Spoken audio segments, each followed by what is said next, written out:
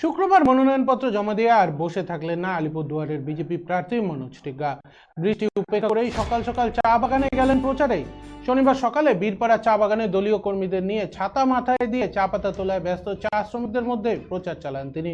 মনোজ টিগ্গা জানান, চা শ্রমিকদের একাধিক ইস্যু রয়েছে। ন্যূনতম মজুরি চালু হয়নি, ইএলপি বৃদ্ধি হচ্ছে না, এছাড়া একাধিক দাবি আছে চা শ্রমিকদের।